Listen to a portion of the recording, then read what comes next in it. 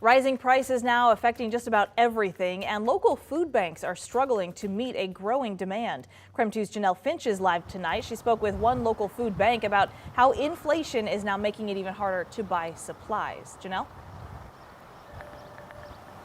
Right now, food banks across the country are experiencing shortages. Here in Spokane, food bank officials say inflation is causing a demand and supply imbalance even worse than the COVID-19 pandemic, which is now forcing food banks to consider making hard decisions like giving less to accommodate more.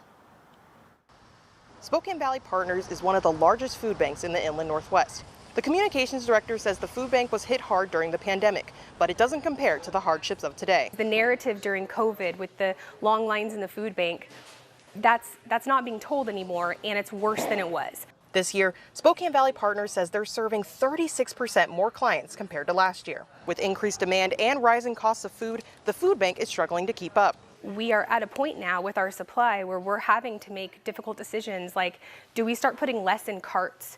Do we start tailoring back our mobile distributions to fewer per month because we're having such a difficult time meeting the need? Community Partnerships Director Eric Williams describes Second Harvest as the food bank for food banks. He says working with 280 regional partners, he knows food banks are struggling. In January and February or so, they started reporting to us a real uptick in the number of clients, and 90% or so of those were reporting it was primarily inflation driven. That's what was bringing a lot of people who had never been to a food bank before started coming.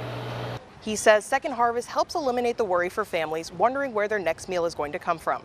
People say after considering other costs of living, food banks are an essential service. Prices are so high now, even with the job, it's hard to make ends meet. You know, by the time you pay for gas, you're lucky if you can buy any food. Spokane Valley Partners serves 5,000 people each month. The communications director says it's unnerving to see how many empty shelves are in the warehouse, and she worries demand won't be slowing down anytime soon.